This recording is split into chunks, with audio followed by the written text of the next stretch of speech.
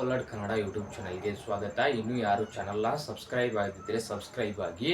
ಇವತ್ತಿನ ವಿಡಿಯೋದಾಗ SSC GD ಮಾದರಿ ಪ್ರಶ್ನೆಗಳ ಬಗ್ಗೆ ತೊಗೊಂಡು ಬಂದಿದ್ದೇನೆ. ಇವುಗಳ ಮಾಹಿತಿಯನ್ನು ತಿಳಿದುಕೊಂಡು ಬರೋಣ ಬನ್ನಿ. 2022ರಲ್ಲಿ U19ರಲ್ಲಿ ಪುರುಷರ ವಿಶ್ವಕಪ್ ಕ್ರಿಕೆಟ್ ಚಾಂಪಿಯನ್ ತಂಡ ಯಾವುದು ಅಂದರೆ ಪುರುಷರ 2022ರಲ್ಲಿ ಚಾಂಪಿಯನ್ ಆಗಿ ತಂಡ ಯಾವುದು? England option A, option B Sri Lanka, option C Bharat, option D Australia.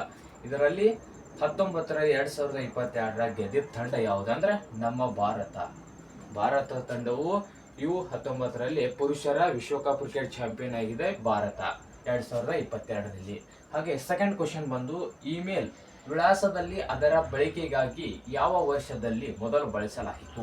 Email ಅನ್ನ ಅದರ ಬಳಕೆ ಅಂದ್ರೆ ಈ ಸಿಂಬಾಲ್ ಅನ್ನ ಅಂದ್ರೆ ಇಮೇಲ್ ಸಿಂಬಾಲು ಇದೆಲ್ಲ, ಈ ಸಿಂಬಾಲ್ ಅನ್ನ ಯಾವಾಗ ಬಳಸಲಾಯಿತು? ಪ್ರಥಮ ಬಾರಿಗೆ ಮೊದಲು ಯಾವಾಗ ಬಳಸಲಾಗಿದೆ ಅಂದ್ರೆ ಆಪ್ಷನ್ ಎ ಬಂದು 1976, ಆಪ್ಷನ್ ಬಿ ಬಂದು 1980, ಆಪ್ಷನ್ ಸಿ ಬಂದು 1977. ಅದರಲ್ಲಿ ಸರಿಯಾದ ಆನ್ಸರ್ ಬಂದು ಡಿ ಆನ್ಸರ್. 1972ರಾಗ ಪ್ರಪ್ರಥಮವಾಗಿ ಇಮೇಲ್ ವಿಳಾಸದಲ್ಲಿ ಈ ಚಿಹ್ನೆಯನ್ನ ಬಳಕೆ ಮಾಡಿಕೊಂಡಿದ್ದಾರೆ. ಹಾಗೆ ಥರ್ಡ್ ಕ್ವಶನ್ ಬಂದು ಡ್ಯಾಶ್ಗೆ ಪರಿವರ್ತಿಸಲಾದ ಡಾಕ್ಯುಮೆಂಟ್ ವೆಬ್ ಪ್ರಕಟಿಸಲಾಗುತ್ತದೆ. ಅಂದ್ರೆ ಇದು ಡ್ಯಾಶ್ ಕೊಟ್ಟು ಡಾಕ್ಯುಮೆಂಟ್ ನಲ್ಲಿ ಇದರಲ್ಲಿ ಆಪ್ಷನ್ ದಾಗ ಒಂದಿದೆ, ಅದು ಯಾವುದಂತ ನೋಡ್ಕೊಂಡ್ ಬರೋಣ. ಎ ಆಪ್ಷನ್ ಬಂದು ಡಾಕ್ಯುಮೆಂಟ್, ಸಿ ಆಪ್ಷನ್ ಬಂದು HTML, ಬಿ ಆಪ್ಷನ್ ಬಂದು HTTP, ಹಾಗೆ ಡಿ ಆಪ್ಷನ್ ಬಂದು www.com. ಗೊತ್ತಿರ್ಬೇಕು ನಿಮಗೆಲ್ಲ, ಸರ್ಚ್ ಮಾಡೋದ್ರಲ್ಲಿ ಬರ್ತೈತಿ. ಇದು ಸರ್ಚಿಂಗ್ ಲಿಸ್ಟಿಂಗು. ಹಾಗೆ ಈ ಡಾಕ್ಯುಮೆಂಟ್ ಬಂದು ಇದು ಡಾಕ್ಯುಮೆಂಟ್ ಸರಿಯಾದ ಆನ್ಸರ್. ಡಾಕ್ಯುಮೆಂಟ್ ಆಪ್ಷನ್ ಎ ಸರಿಯಾದ ಆನ್ಸರ್.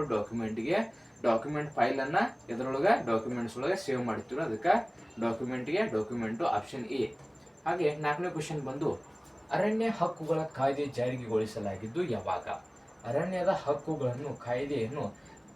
ಹಕ್ಕು ಕಾಯ್ದೆಯನ್ನು ಜಾರಿಗೆಗೊಳಿಸಿದ್ದು ಯಾವಾಗ ಅಂತ ಕ್ವಶನ್ ಕೇಳಿದ್ದಾರೆ.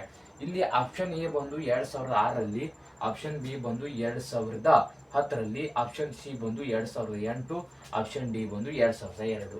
ಇದರಲ್ಲಿ ಅರಣ್ಯ ಹಕ್ಕು ಕಾಯ್ದೆ ಜಾರಿಗೊಳಿಸಿದ್ದು ಆಪ್ಷನ್ ಎ 2006ರಲ್ಲಿ ಜಾರಿಗೆ ಬಂದಿದೆ. 2006ರಲ್ಲಿ ಜಾರಿಗೆ ಬಂದಿದೆ ಇದು. ಹಾಗೆ ಇನ್ನು ಚಾನಲ್ನ ಯಾರು ಸಬ್ಸ್ಕ್ರೈಬ್ ಆಗಿದೆ ಸಬ್ಸ್ಕ್ರೈಬ್ ಆಗಿ. ಮಸ್ತತ್ತು ಕ್ವಶನ್ಗಳನ್ನು ಮುಂದಿನ ವಿಡಿಯೋದಲ್ಲಿ ತೊಗೊಂಡ್ ಬರ್ತೀನಿ ಫ್ರೆಂಡ್ಸ್.